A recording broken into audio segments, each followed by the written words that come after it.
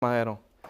Imagina cómo ve el Señor al pecado después de que nosotros lo matamos. Y por nuestra culpa Él descendió del lugar en el que Él estaba y al que Él pertenecía, para que nosotros pudiéramos acercarnos al Padre, pudiéramos ser merecedores de esa justicia a través de ese sacrificio de su Hijo, para poder estar frente al Señor cara a cara.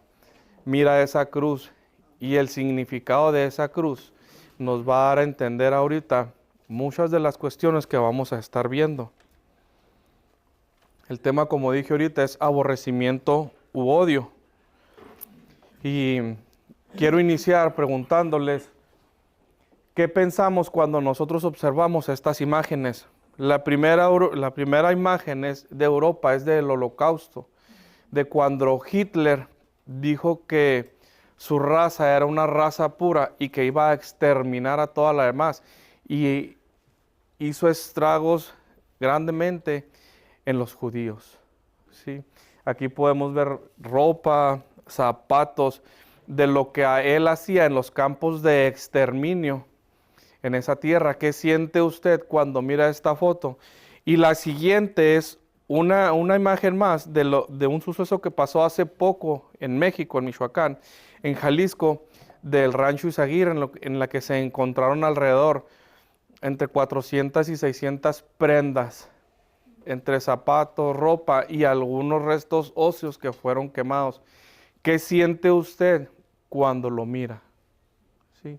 Platicábamos nosotros y decíamos, sentimos cierta indignación y sentimos cierta molestia cuando nosotros vemos esto. ¿Por qué? Porque es lo que está haciendo el hombre contra el hombre, ¿sí?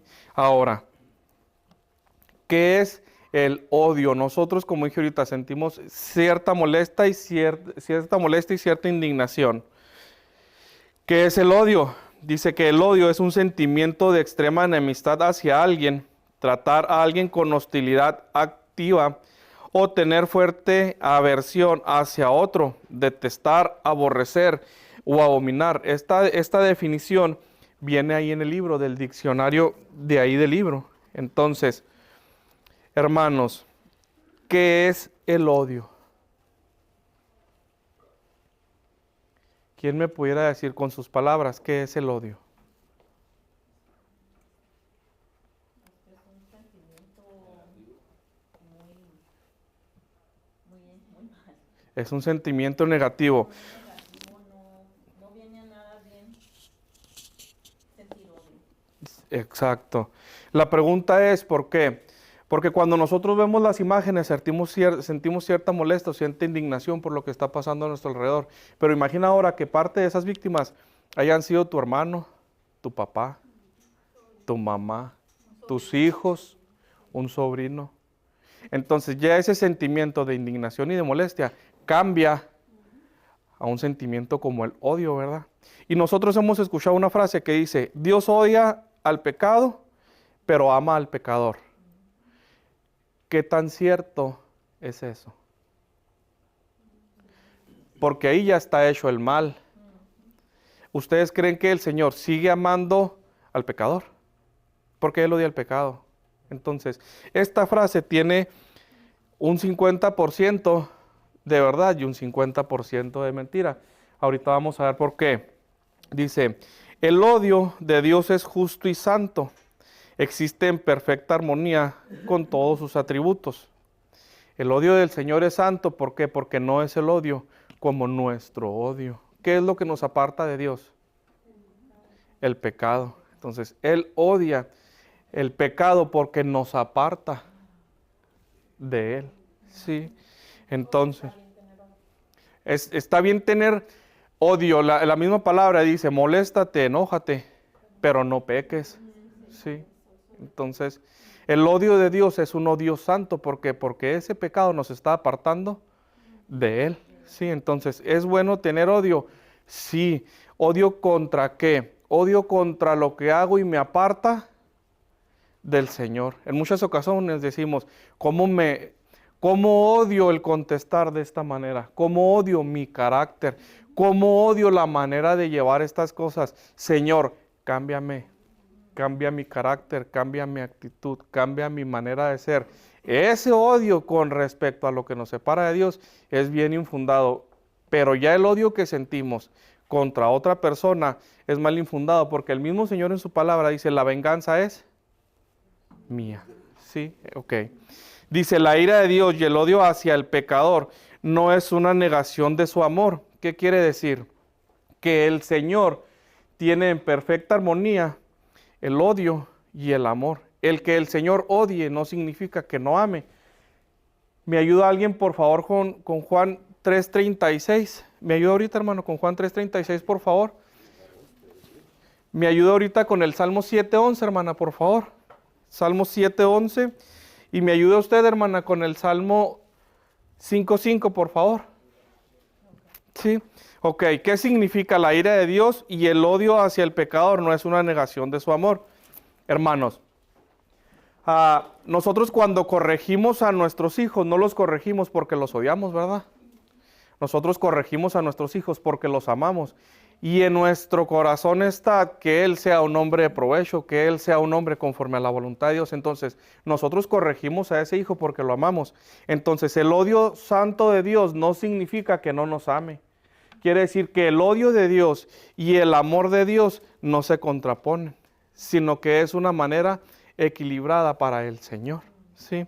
Juan 3:36, hermanos, ¿qué nos dice? El que cree en el Hijo tiene vida eterna, pero el que rehúsa creer en el Hijo no verá la vida, sino que la ira de Dios está sobre él. Está sobre él. Fíjense lo que nos dice aquí, que la ira, el que cree en el Hijo de Dios tiene vida eterna, mas el que no cree, la ira de Dios permanece sobre él.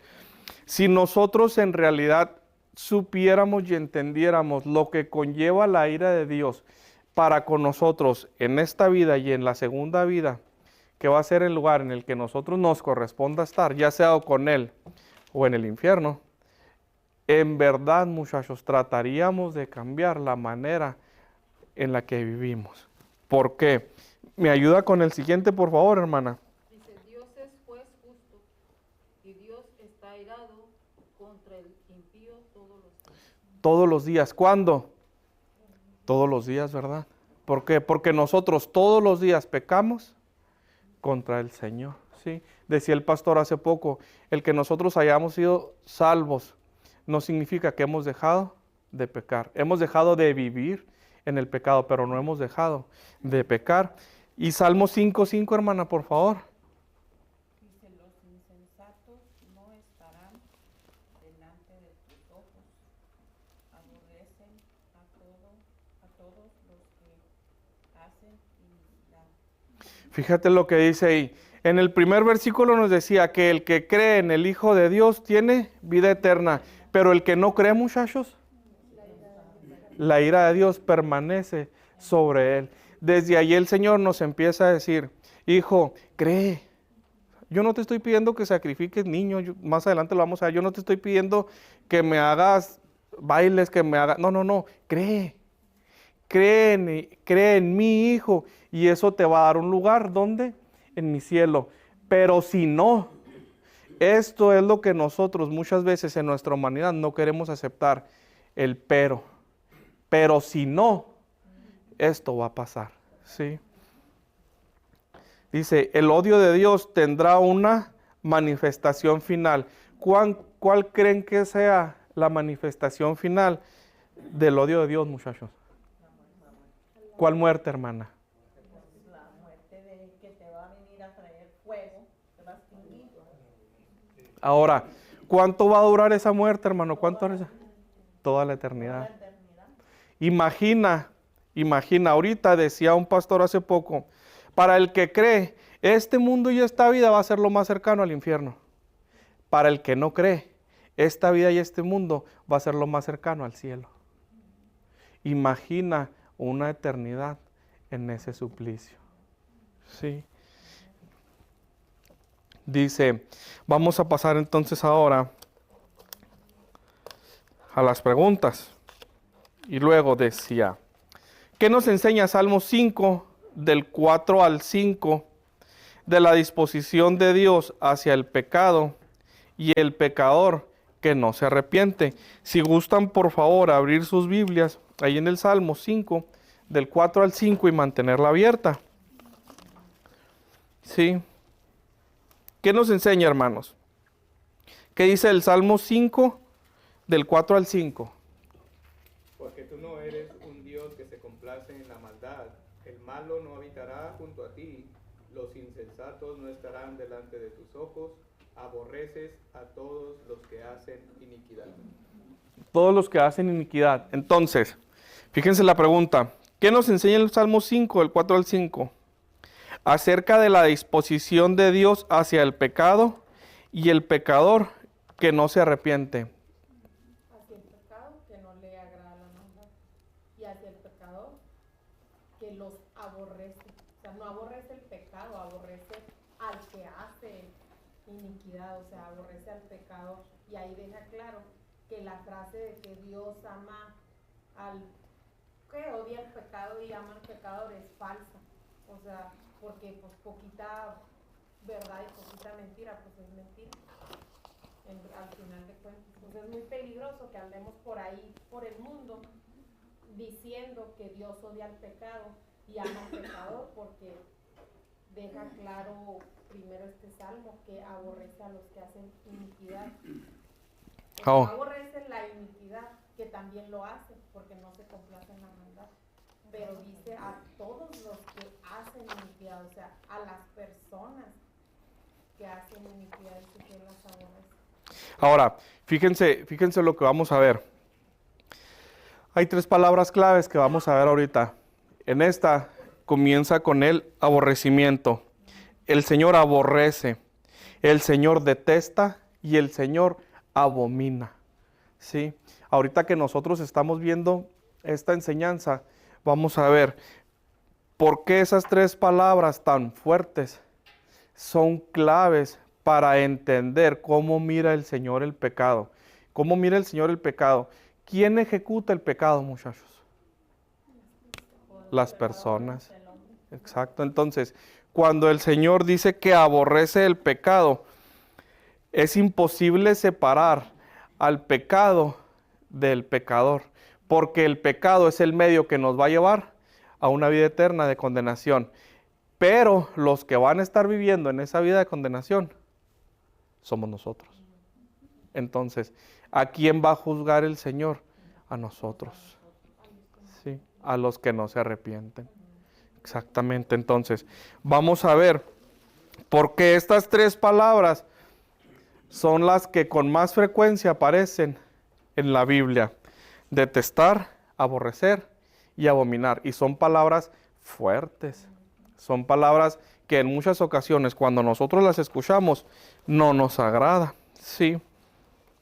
Dice la nota, Dios no se deleita en el pecado porque Él es inherente, quiere decir que no se pega, no se adhiere. Dice, Él es inherente, perfecta e infinitamente santo y justo. Sí, dice, Dios no se complace en la maldad, por lo tanto, aborrece a los que hacen lo malo. La palabra de Dios dice que aborrecer se traduce del verbo hebreo, sane. El verbo y sus derivados tienen el significado básico de odiar. Expresa una actitud emocional hacia personas y cosas a las que uno se opone, detesta, desprecia y para las cuales uno desea no tener un contacto ni relación.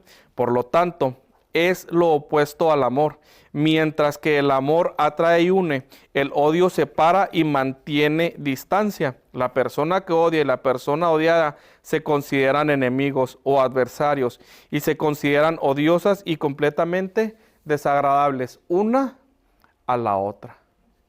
Entonces, ¿cómo ve Dios nuestro pecado para los que no creen y cómo ve Dios el pecado para los que, ¿verdad?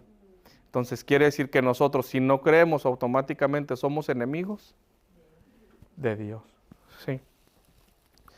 ¿Dudas, muchachos? Hasta ahí. ¿No? Ok. El hermano Daniel, Dígame. ahí en el pasaje que nos está mostrando, en el verso 6 dice, destruirás a los que hablan mentira, al hombre sanguinario.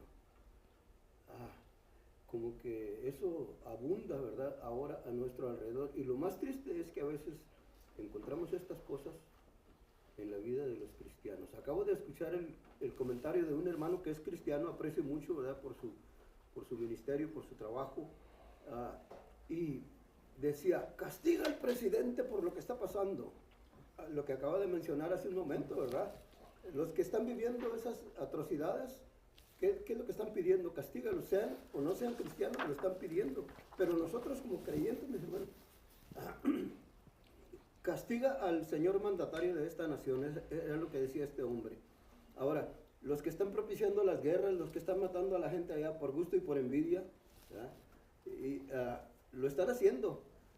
Ahora, ¿seríamos usted y yo capaces de decir lo mismo, pedir lo mismo? Dice, castígalos, oh Dios, caigan, en el verso 10, caigan todos por sus mismos consejos, por la multitud de sus transgresiones, échalos fuera, porque se rebelaron contra ti. ¿Sería justo, verdad, que nosotros pidiéramos un castigo para ellos? De hecho, cuando alguien pide justicia en una oración, tiene que tener cuidado, porque si eres hijo de Dios, el que es buen juez, por su casa empieza. Entonces, aguas, porque cuando tú oras por justicia, el Señor va a empezar por tu casa. Dígame, hermano. No quiero salirme del tema, pero nomás quiero que sí, cuando vemos estos pasajes, ubiquemos el contexto dentro de lo cual está escrito. Por ejemplo, recordemos que todo el Antiguo Testamento, no estoy diciendo que el Nuevo Testamento no apoya la ley, no quiero que se malentienda eso, pero todo el pensamiento antiguo testamentario está regido bajo la norma de la ley. Y bajo la ley y bajo el mandato divino, las personas del Antiguo Testamento pensaban muy seriamente en la venganza de Dios sobre el que actuaba mal. No es que la perspectiva del Nuevo Testamento sea Dios ya no odia el pecado, claro que lo sigue odiando, claro que sigue odiando la maldad, lo hemos visto ampliamente. Pero nosotros como cristianos ya no estamos en la posición de estar pidiendo venganza. Y perdonen, yo sé lo que el hermano trató de explicar, tampoco estamos en la posición de pedir justicia, sino que estamos en la posición de pedir gracia y misericordia para aquellos que todavía están viviendo en lo que viven, pero también para nosotros, porque la misericordia de Dios y la gracia de Dios tiene que seguir manifestándose en nosotros para que por la perseverancia demostremos que de verdad el Señor está en nosotros. Entonces, ¿qué quiero decir con esto? Mire, primero en Romanos el apóstol Pablo nos enseña que todas las autoridades son puestas por Dios. Así es. ¿Sí? Y a lo que nos manda la palabra es a interceder por ellos, no a pedir juicio sobre ellos. ¿Me explico? Si está puesto ahí, nos guste o no nos guste lo que está haciendo lo que aquel que está sobre todos le está mandando hacer. ¿Sí? Entonces, nomás quiero decir, la posición de nosotros los cristianos, hermanos, ya no es pedir venganza sobre cualquier situación que esté sucediendo, sino que más bien pedir dirección, si necesita dirección la persona, pedir de la gracia de Dios y misericordia de Dios sobre ellos, pero también pedir gracia y misericordia para nosotros, porque debemos de entender que esa persona, sea quien sea, en el régimen que sea, ha sido puesta por Dios, ya sea para bendecir al pueblo o para juzgar al pueblo. Sí, de hecho, gracias, hermano. De hecho, nosotros hemos puesto los ojos, como comentaba ahorita el hermano, gracias, hermano. Como comentaba ahorita el hermano, nosotros ponemos los ojos fuera de nosotros. ¿Por qué no los pones en ti? ¿Por qué no los pones en tu casa? ¿Por qué no los pones en tu familia? ¿Cómo está tu matrimonio? ¿Cómo viven tus hijos?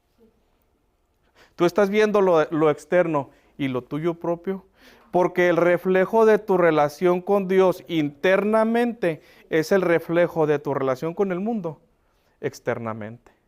Tú vas a dar de lo que estés lleno. Si tú estás pidiendo por justicia, como dijo el hermano ahorita, para con alguien más, ¿por qué no la pides para ti? Porque de aquí me alabas, pero de aquí estás tan lejos de mí. Y lo vamos a ver ahorita más adelante en el Nuevo Testamento, porque habla con respecto a la ira de Dios en este tema en el Antiguo, y habla con respecto a Dios, de la ira de Dios, en el Nuevo Testamento también. No está cortado o alejado uno del otro, ¿sí? Y dice aquí, en el Salmo 11 del 4 al 7, ¿qué dice el Salmo 11 del 4 al 7? Alguien que me quiera ayudar, hermanos, por favor. Jehová está en su santo templo. Jehová tiene en el cielo su trono. Sus ojos ven, sus párpados examinan a los hijos de los hombres. Jehová prueba al justo, pero al malo y al que ama violencia, su alma los aborrece. Sobre los malos hace llover calamidades, fuego, azufre y viento abrasador. Será la porción del cáliz de ellos, porque Jehová es justo y ama la justicia, y el hombre recto mirará su rostro. Mirará su rostro. Inciso A, dice aquí, el Salmo 11 del 4 al 7 es otro texto muy importante acerca del odio de Dios. ¿Qué nos enseña este pasaje? Escribe tus reflexiones en cada una de las siguientes porciones. El 4 dice, Jehová está en su santo templo, Jehová tiene en el cielo su trono. Alguien que guste compartirnos, ¿qué puso como reflexión en esa parte, hermanos? Yo puse Jehová es santo, Él es sobre todo, porque es el que crió. Él hizo la creación. Él hizo la creación, exactamente. Gracias, hermana. ¿Alguien más que quiera compartirnos qué escribió, muchachos? ¿Qué puso en su reflexión? Y Él lo mira desde arriba hacia abajo. Sí. La reflexión nuestra es, si hay un trono, hay un rey. Si hay un rey, hay un gobierno. Alguien está por encima de nosotros. Y nuestra humanidad, en nuestro pecado, no nos gusta que nadie nos gobierne. Si Él ya especificó cómo debemos de vivir, Él ya especificó cómo quiere que se le adore, ¿por qué no lo hacemos? Porque a nosotros no nos gusta que nadie nos gobierne. Gracias. Inciso B, dice, sus ojos ven, sus párpados examinan a los hijos de los hombres. Jehová prueba al justo. ¿Qué quiere decir? ¿Quién escribió su reflexión? Alguien que quiera compartirnos su reflexión con respecto a lo que escribió en esta parte. Él está viendo a todos desde su trono, quien es justo, que él es justo y mira todo lo que uno hace. Es lo que puse yo, hermano. Gracias. ¿Alguien más, muchachos, que haya contestado? Nada ni nadie puede esconderse de Dios. ¿Quién? No, está bien. No, yo casi siempre veo en esto, aparte de todo esto, veo además algo y es los atributos de Dios. Por ejemplo, en el primer punto, Jehová es soberano, Él es Dios, usted lo mencionó con gobierno, no es lo mismo, es decir lo mismo. Sus ojos ven, sus párpados examinan los hijos de los hombres. Y nadie puede esconderse de Dios. ¿Por qué? Porque Dios conoce todas las cosas. Es decir, el hecho de que le diga sus ojos ven y sus párpados examinan a los hijos de los hombres no quiere decir, ahorita voy a escoger al hermano Jorge para ver cómo está él ahorita. No, Dios está viéndonos todo el tiempo porque Él conoce todo. De hecho, la Biblia nos enseña de que la palabra todavía no está en nuestros labios y el Señor ya la conoce toda. Es decir, no podemos escondernos de Dios. Dios está viéndonos en cada momento. Allá decía, vemos la soberanía de Dios, aquí vemos la omnipotencia y la omnisciencia y la omnipresencia de Dios, ¿verdad? Nadie puede esconderse de Dios. Dios conoce todas las cosas y por tanto Dios tiene la capacidad para examinar, para probar al justo. Y cuando lo digo así en este tono es porque muchas veces juzgamos muy fácilmente y ahora los jueces establecen su juicio en base a ciertas pruebas que se presentan a favor o en contra, pero Dios no necesita eso, porque Dios tiene todo el panorama completo, nos ve desde el cielo, desde donde tiene su trono, y valga la aclaración, el versículo también nos habla de una presencia, el versículo 4, porque dice que Él tiene está en su santo templo, pero su trono está en el cielo, está en todas partes, ¿verdad? Entonces, Dios tiene todo el panorama completo. Dios nos ve aún en aquellas situaciones en las cuales las luces están apagadas y está la oscuridad más grande, como le pasó al faraón en Egipto, que dice que hasta las tinieblas podían casi tocarse con las manos. No importa el ambiente que nos esté rodeando, con quienes estemos, cómo estemos ocultos, el Señor siempre tiene el panorama completo, nos ve y Él puede juzgarnos correctamente y aparte de eso, hermanos, justamente. Sí, de hecho la nota dice, aquí se nos comunica otras dos grandes verdades acerca de Dios. La primera, Él es omnisciente, Él todo lo sabe, Él todo lo ve, Él está en cualquier parte, en cualquier momento. Hace poco comentaba yo y les decía, si nosotros tuviéramos en cuenta que cuando estamos solos o nos creemos solos y estamos haciendo lo que hacemos y viendo lo que vemos, la única audiencia o el único que está con nosotros es Dios, lo seguirías haciendo. No puedes esconderte de Él. Dice, nada se esconde de sus ojos, ni nada está más allá de su conocimiento por su omnisciencia. Y la número 2 dice, Él examina los pensamientos, palabras y acciones de los hombres para recompensarlos de acuerdo con sus obras. ¿Cómo qué? ¿Cómo qué, hermano? ¿Cómo qué es lo que ve el Señor? Y yo les quería hacer una invitación, hacer una introspección. Nada más de esta semana, ¿cómo estamos viviendo? ¿Qué es lo que observa el Señor, como decía el hermano ahorita?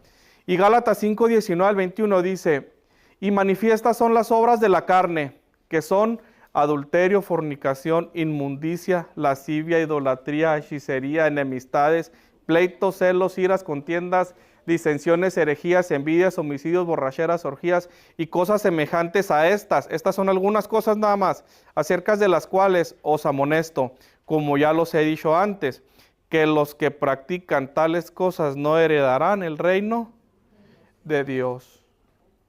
Ahorita que inicié la oración, yo decía, Señor, danos la humildad que necesitamos en nuestro corazón para entender que lo que estás haciendo es por nuestro bien. ¿Por qué? Porque cuando alguien viene y me dice en el mundo que soy un chismoso, ¿cómo lo tomo? Nosotros como hermanos y como miembros del cuerpo del Señor debemos ser reprensibles. Hermano, yo creo que estás mal en esto. ¡Ay, ¿tú qué?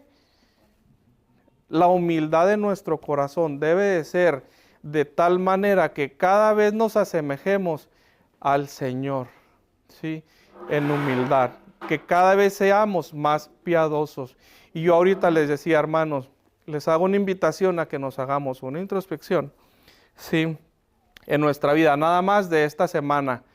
Y la pregunta es, o la aplicación es, ¿hay algún pecado del cual te tengas que arrepentir, al menos de esta pequeña lista? Si lo hay, ora ante el Señor, ven a sus pies, mira esa cruz y arrepiéntete. Sí. El inciso C dice, pero al malo y al que ama la violencia, su alma los aborrece. Si nosotros ahorita, por lo que usted comentaba, hermano, y preguntaba, ¿es bueno que nosotros oremos por justicia para los que están haciendo el mal? Nos convertiríamos en esto, porque seríamos unos amadores de la violencia. Por eso me esperé para contestarle. Nos convertiríamos en algo que el Señor aborrece. Porque como dijo ahorita el hermano, somos llamados a la piedad, a practicar la piedad. ¿Con quién? Ora por el que te maldice. Si alguien te pide la túnica, el traje, dale la túnica. Si alguien te pide que camines con él, camina una milla más. A eso somos llamados. No es correcto. No seríamos bien vistos ante sus ojos si nos convertiríamos en algo que Él abomina o aborrece. ¿Sí? ¿Quién escribió alguna reflexión ahí, hermanos Luis? No, quisiera comentar algo que dijiste al principio en el sentido es que de los atributos del Señor, o sea, es perfección. Sí. Cuando el Señor odia, es un odio perfecto. O sea, lamentablemente nosotros como criaturas, y como lo hemos dicho desde un principio, hemos distorsionado cualquier la imagen del Señor que nos ha dado. Entonces, por ende, el amor que tenemos nosotros está distorsionado. La justicia que nosotros percibimos que es justicia está distorsionada. El odio, cuando nosotros odiamos, está distorsionado por el pecado. O sea, y lamentablemente, cuando nosotros tratamos de pedir justicia, es una justicia distorsionada que por lo general llega a algo equivocado. O sea, cuando pensamos en justicia por lo que pasó con cualquier persona, o sea, lo que le decíamos es lo peor. Lo contrario a lo que decía el hermano, misericordia. O sea, si cuando ponemos el ejemplo, cuando evangelizamos, ¿y qué tal si pasara un asesino y asesinara a tu familia? Y lo que decimos, no, pues queremos justicia, pero como dice el hermano, o sea, lo que deberíamos hacer es dar misericordia. O sea, así como nosotros estuvimos en esa misma posición, el Señor tuvo misericordia de nosotros. O sea, y a final de cuentas nosotros entendemos lo que es el odio de una manera distorsionada, y cuando lo aplicamos con Dios, hay veces que tenemos esa misma imagen de que es que el Señor odia, uy, y ¿sí me explico? Entonces tenemos también que tener claro en ese sentido todo nomás. Sí, gracias, hermano. ¿Alguien más? ¿No? Hermano, Sí. hace algún tiempo sucedió algo, ¿verdad? Estaba una persona llamando por teléfono y lo mataron. Entonces, a mí me impresionó la reacción de este hermano, porque lo amo, lo aprecio y significa grandes cosas para mí. ¿Ya? Porque él, después de que esto sucedió, fue a la cárcel, habló con la persona que mató a su hermano y le dijo: no te estamos juzgando, no queremos castigarte, queremos compartirte las buenas noticias, la salvación y la vida eterna. El hermano Axel Chávez. Él fue capaz de superar aquel odio, aquella aversión, y hizo lo correcto, ¿verdad? De ir y decirle, ¿ya?, que conociera a Cristo primero, ¿ya? Y que por lo que había sucedido no lo estaba juzgando ni quería el castigo para él, sino que le estaba demostrando verdaderamente lo que el amor de Dios significa. Sí, gracias, hermano. Dice, pero al malo y al que ama la violencia, su alma lo aborrece. Él odia al malo con toda su fuerza. Es tanta su intensidad que quiere comunicar que se atribuye un alma. La nota, muchachos, dice, en este salmo el pecador es descrito como el malo, el que ama la violencia, en contraste con el recto. Dice en el versículo 7, dice, el odio de Dios no se limita solamente a aquellos que hacen violencia física. Está activo hacia todos los que practican el pecado y están en contra de la justicia de Dios. Hacia ellos es el odio santo de Dios. La palabra aborrece se traduce del verbo hebreo sané. Ver definición arriba bajo el punto. Ya lo vimos ahorita. Dice, la referencia de alma de Dios es un antropomorfismo. Dice, se atribuye una característica humana a Dios para comunicar una verdad acerca de Él. Cuando el hombre hace algo con todo su corazón o toda su alma, significa que lo está haciendo con la más grande intencionalidad e intensidad. Por lo tanto, la verdad que se comunica aquí es que Dios odia o aborrece al malo con lo más grande intencionalidad e intensidad. ¿Qué quiere decir? Que nosotros decimos, odiamos esto con toda el alma. Quiere decir que lo odias con todo lo que tienes tú por dentro, con todo lo que sientes, con todo lo que eres. Y el Señor aquí toma una semejanza con respecto al alma nuestra para decir que de esa misma manera Él aborrece el pecado. Sí, recuerden que Él siempre ha tratado de comunicarse con nosotros, y en nuestra humanidad y en lo pequeño que somos, ha tratado de hacernos entender cómo Él se muestra o se revela a través de lo que nos quiere enseñar. ¿Sí? El inciso D dice, sobre los malos hará llover calamidades, fuego, azufre y viento abrasador será la porción del cáliz de ellos. Alguien que quiera compartir, ¿qué escribió en esa reflexión, muchachos? Yo puse Dios traerá destrucción y juicio. Dios traerá destrucción y juicio. Si se fijan, dice, sobre los malos hará llover en calamidades. Hará llover calamidades, quiere decir que está hablando a futuro. Fuego, azufre y viento abrasador será la porción del cáliz de ellos. ¿Y cuánto dijimos que iba a durar esto, hermanos? Eternamente. Solo un punto, estas calamidades, dice, es la segunda parte y me llama la atención, dice, será la porción del cáliz de ellos. Es decir, eso que no es un juicio antojadizo de parte de Dios, sino que es la porción, es el plato de comida que Él escogió, es lo que le corresponde por sus acciones.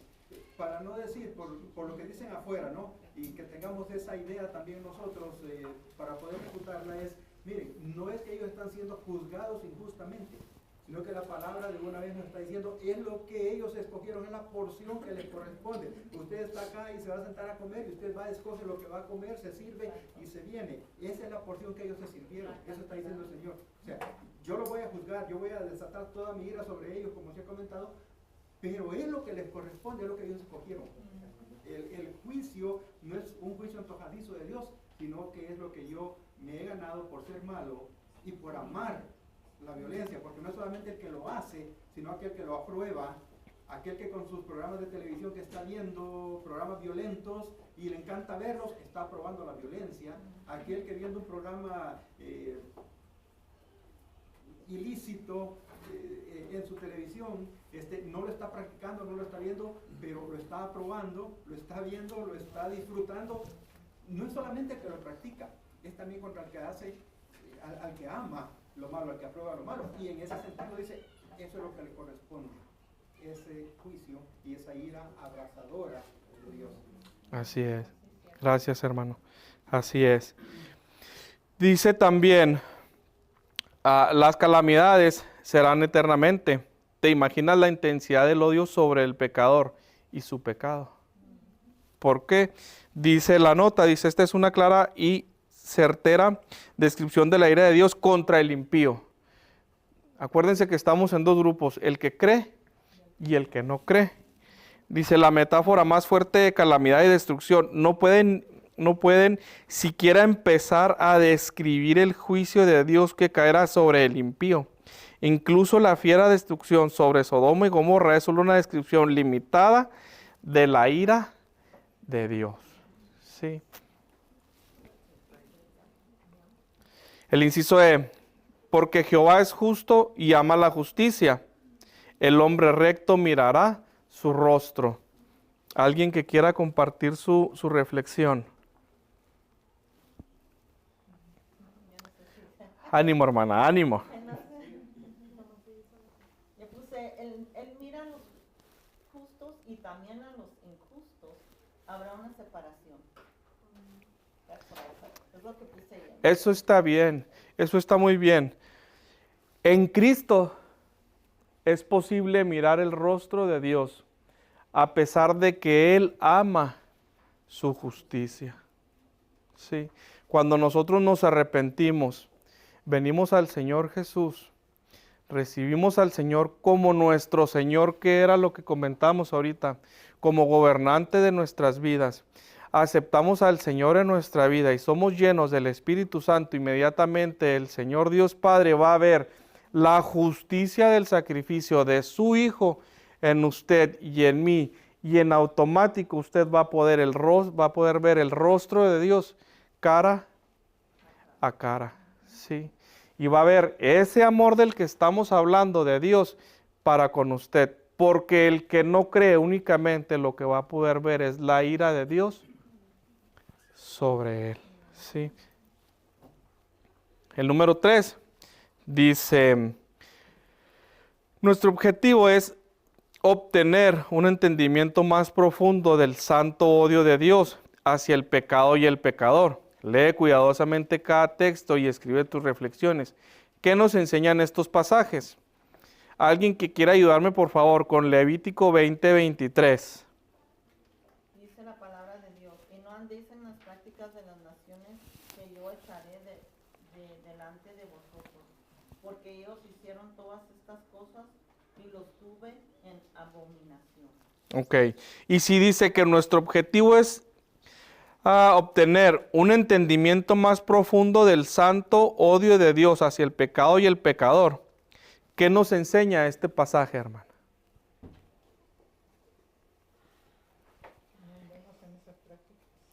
Dice, y no andéis en las prácticas de las naciones que yo echaré delante de vosotros, porque ellos hicieron todas estas cosas y los tuve en abominación. Abominación. Si nosotros leemos arriba, dice que el pueblo estuvo adorando a otros dioses como Moloch.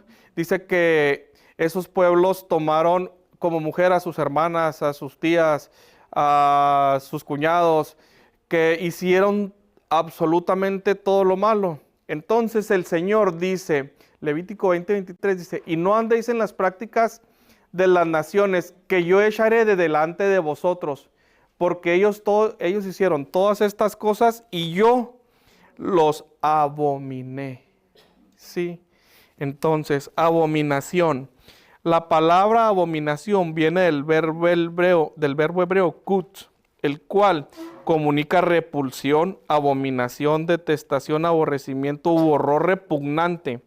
Esta intensa reacción fue el resultado de la práctica pecaminosa de la nación idólatra. ¿Sí? Entonces, si nosotros tenemos en cuenta todo esto, ¿qué es lo que nos pide el Señor? Las prácticas a las que se refiere el pasaje son mencionadas versos anteriores, por lo que hay un mandamiento a no vivir conforme a esas costumbres para no ser abominación delante del Señor. ¿Sí? Las prácticas mencionadas antes son como prácticas mayormente tienen que ver con inmoralidad sexual. Está hablando de que la desnudez, de relaciones sexuales con su hija, con su hermana, con el tío, con animales, o sea, está hablando mucho en cuanto a eso. O sea, para que no creamos que, o sea, esas prácticas, ay no, pues Dios no abomina tanto así como que las relaciones sexuales, que antes del matrimonio, no, pues no pasa nada, o sea, no, que las relaciones sexuales entre familia, no son tan abominables, o sea, es sexo y el sexo es natural y todas estas cosas que se dicen por ahí en el mundo. No, el Señor dice que, o sea, andar viviendo conforme a esas prácticas es abominación. Por eso el Señor dijo, las voy a quitar delante de ti todas esas naciones, porque esas naciones andaban en esas prácticas, o sea, para ellos era normal, pero para el Señor era abominación. El Señor también quiere que tengamos ese entendimiento de Él abomina eso, o sea, Él lo abomina. Ay, nosotros, no pasa nada, pues es que son jóvenes. No pasa nada, quieren tener nuevas experiencias. No pasa nada, no, sí pasa que no tenemos la mente del Señor a veces. Y necesitamos ir conformando nuestra mente, como lo dice Romanos 12, que no se conformen a la mente, sino más bien a los pensamientos de este mundo, sino más bien sean transformados. De hecho, si se fijan, con respecto a los atributos de Dios que se vio en el libro pasado, y con respecto al título del libro de hoy, que es el problema del hombre, la mayor parte de nosotros ya sabemos que Dios es bueno, que Dios es perdonador, que es tardo para la ira, que es grande en misericordia. Eso ya lo sabemos. Y si tú le preguntas al mundo afuera, él te dice exactamente lo mismo. Pero no conoce esta parte de Dios. Y muchos de nosotros no las queremos conocer. No nos conviene conocerlas. Incluso dice el pastor, nosotros agarramos versículos de la Biblia. No, Dios me ama, no, Dios me protege, el que mora bajo la sombra del Altísimo. Sí me conviene, sí lo adopto. Pero cuando llegas a esta parte, no la quieres. ¿Y cómo no la vas a querer? ¿Cómo no la vas a aceptar si en películas, en programas, en todo lo demás te muestran exactamente lo que hicieron esas naciones? Porque, hermanos, no hay nada nuevo bajo el sol. Dígame, hermano. Hermano, nosotros tenemos un dicho, ¿verdad? Como ya dice, a donde vayas, haz lo que vieras o haz lo que haces, ¿verdad? Y yo creo que nosotros ahorita que estamos en Estados Unidos, aquí en Estados Unidos se practican muchas cosas, ¿verdad? Que ahorita, en especial ahora en Easter, ¿verdad? Que se va a celebrar. Nosotros como cristianos celebramos la resurrección, ¿verdad? Y como cristianos nos hemos envuelto en la celebración de ir a esconder huevitos en la coneja y todo eso, ¿verdad? Porque si nosotros leemos el 25, ¿verdad? Le está diciendo Dios a los judíos, ustedes van a entrar a una nación donde fluye leche y miel, donde está de todo lo mejor, pero no hagan lo que en esos pueblos se practicaban, ¿verdad? Nosotros en diciembre igualmente. Nosotros festejamos el nacimiento de Cristo, pero ¿qué venimos a hacer? Nuestras cajas están decoradas de Santo Claus por donde quiera. O sea, estamos haciendo prácticas, ¿verdad? En donde estamos, que nos han enseñado. Nosotros, en México se celebra, ¿verdad? Por así decirlo, en los Reyes Magos, ¿verdad? Que no se celebra el día 6, ¿verdad? Y pues no lo debemos de celebrar tampoco, mucho menos actividades, ¿verdad? Como católicas, ¿verdad? Sin embargo, embargo, crecimos en una cultura donde hay muchas tradiciones católicas que a veces como cristianos también los estamos implementando, ¿verdad? Como es el de ir a los muertos, como es de ir a celebrar cosas de, o sea, costumbres católicas, y nosotros los traemos, y las traemos acá a Estados Unidos, y muchos aquí ya las festejan también con nosotros. Entonces eso es lo que está diciendo aquí, ¿verdad? No debemos de hacer lo que en otro país se hace, sino amar y respetar a Dios en lo que Él nos ha enseñado en su palabra. Apegarnos lo más que se pueda a la manera de vivir. ¿De quién? De la palabra, ¿sí? De lo que Él nos ha enseñado, ¿sí? Gracias, hermana, es verdad también. El inciso de Deuteronomio 18:12 dice, porque abominación, otra vez la palabra abominación, para Jehová, para con Jehová cualquiera que hace estas cosas, y por estas abominaciones Jehová tu Dios echa estas naciones de delante de ti. Alguien que quiera compartir, muchachos, ¿qué nos puso ahí?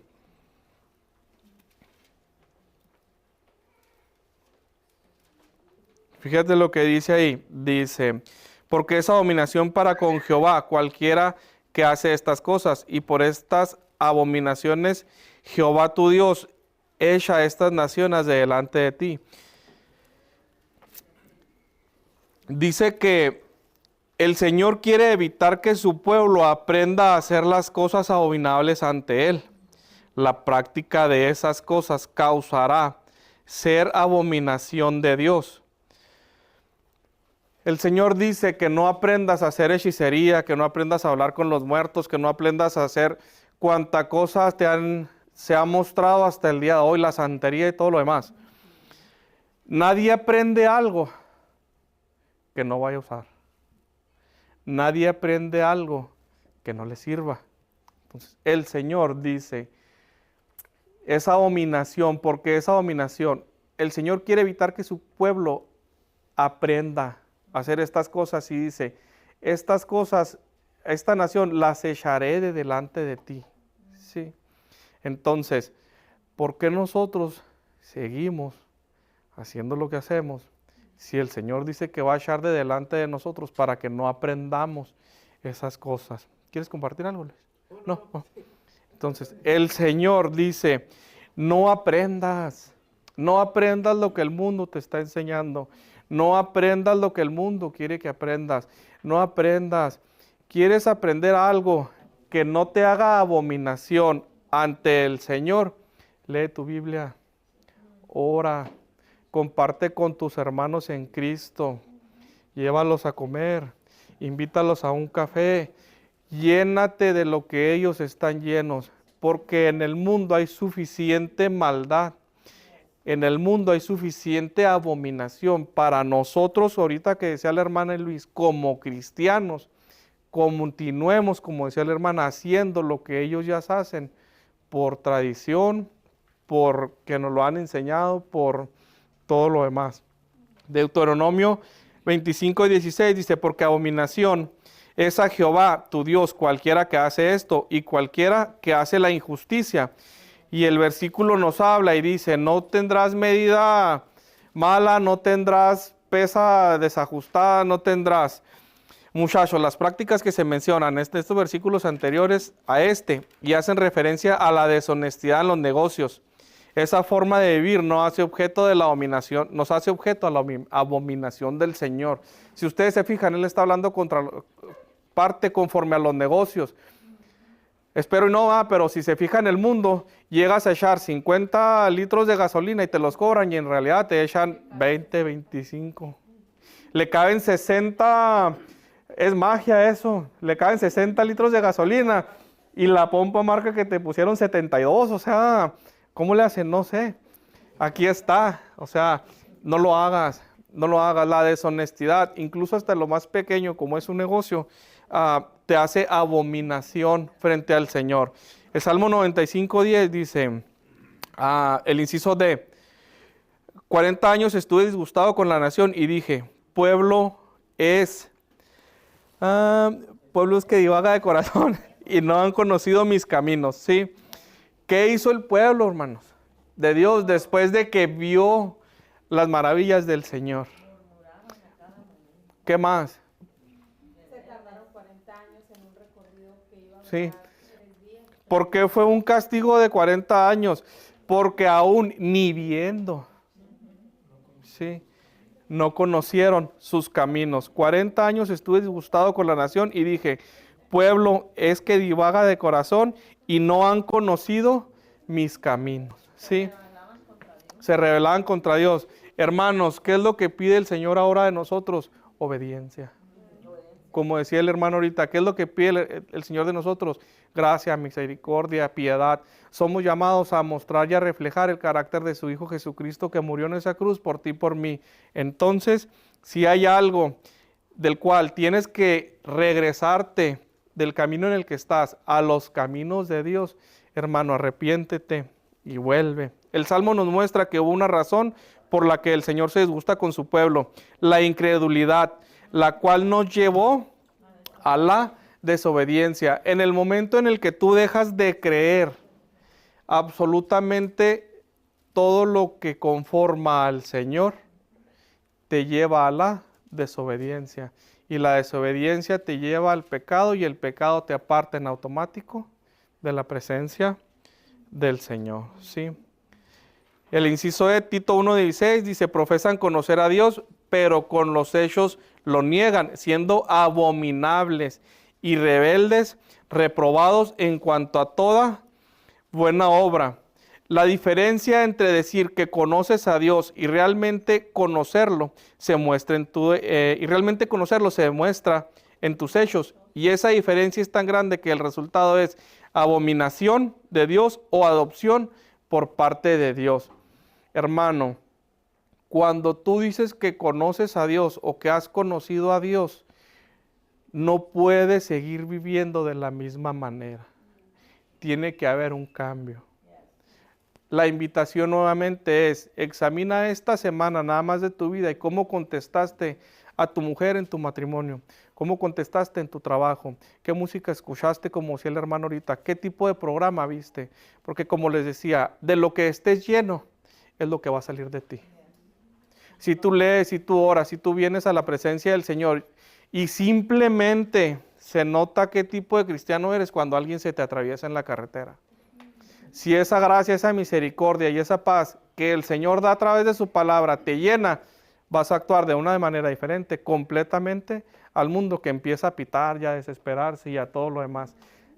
El que dice que conoce a Dios tiene que reflejarlo en su manera de vivir y tiene que reflejarlo de manera diferente a los demás. No puedes decir que conoces al Señor tu Dios sin que haya un cambio palpable en tu vida, sin que sea ese giro de 180 grados en tu vida. ¿Sí?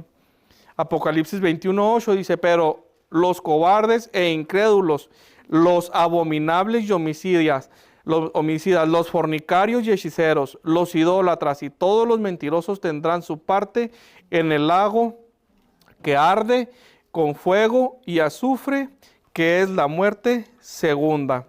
El destino final de este grupo de personas, los no creyentes, es totalmente opuesto a los hijos de Dios, porque ser abominación para el Señor tiene grandes consecuencias. ¿Sí? Hermanos, con esto termino. Mi invitación para todos los que estamos aquí y para los que nos escuchan es, si realmente has entendido el futuro que nos depara al no creer, si tú crees que caes en algún tipo de concepto que nos está mostrando aquí, mira la cruz. Él ya pagó por ti. Él ya está a la diestra del Padre intercediendo por nosotros. Hermano, arrepiéntete. Vuelve de tus malos caminos. Acepta al Señor Jesús como tu Salvador. Acepta al Señor Jesús como gobernante de tu vida. Ríndete ante Él, confiésale tus pecados y comienza a vivir la palabra de Dios primeramente en tu vida y después en el mundo, siendo luz para los que necesitan de Él. Gracias, hermanos.